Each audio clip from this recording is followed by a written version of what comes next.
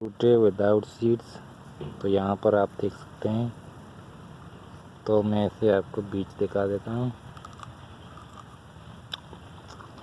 इसके अंदर बीज होता है लेकिन काफ़ी नाजुक होता है।